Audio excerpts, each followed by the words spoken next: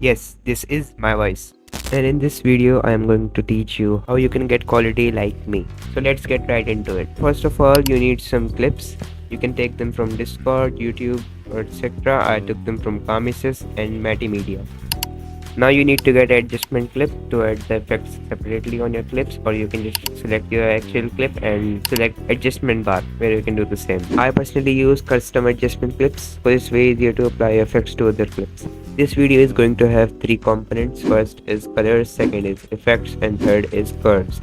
Curves is the most important one, you will see in a minute why. Now we have two raw footages which we are going to edit, both of which are very different from each other. Now number one, curves. Curves are used to control the contrast of your video. To use curve, first you have to turn on the oscilloscope. So to turn on that, you need to click on the three dots over your preview, select color oscilloscope and select show.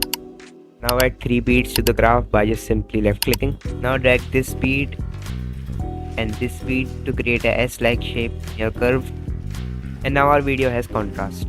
As we did that, we can see that the colors in the oscilloscopes appear more scattered and more widened, and that's an indicator that we did it right. There is only one condition, that the colors should not go above or beyond the dotted lines in the oscilloscope, or the video will appear distorted or unnatural.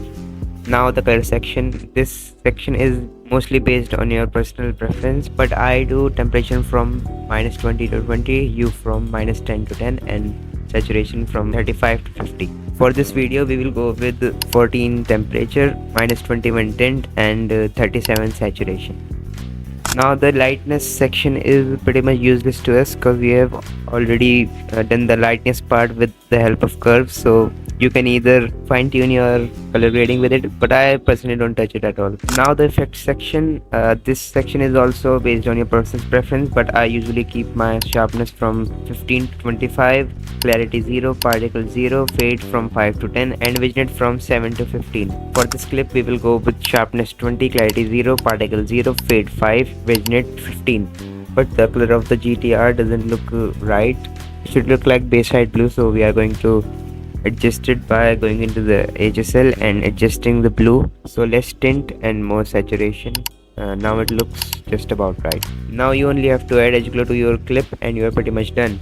To do that, first you need to go to the effects, then drag down the edge glow, and then put the edge glow below your adjustment clips so your video won't look blurry because of the edge glow. I usually keep the value of the edge glow from 10 to 25, but for this video we are going to take 15. Now look at the difference we just made.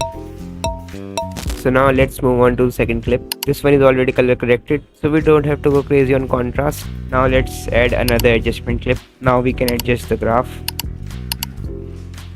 Now the clip looks too dark. Now to fix that, we will have to look at the oscilloscope. Now we can see that the colors are more on the lower side, so we have to bring it in the middle so it will look more bright. Now to do that, bring the middle beat to the upper left corner of the graph. Now we can add the other two beats and contrast. And in this scenario, you couldn't just use a contrast slider because you would not be able to control the shadows and the highlights of the video separately. So this is where the graphs are more useful than just a contrast slider. That's why I also will recommend you to use them, as they give so much control to you. And now for color, temperature will be 15, tint will be 10, and saturation will be up to 50. Obviously only for this clip. I think I will remove some highlights too. Now for effects, sharpness will be 25, fade will be 10, and vignette will be 12. Now we can compare, but I can see that this place looks a bit too over brightened, so we will go to the graphs and reduce the highlights. Now we can add edge glow. Now we can look at the difference and we are done. Or you can also add other effects to your video by using other colored graphs. Like here I have used the red graph to give my video a really cool warm blue look. And that's all. This is my first time doing a voiceover, so that's all. Thanks for watching.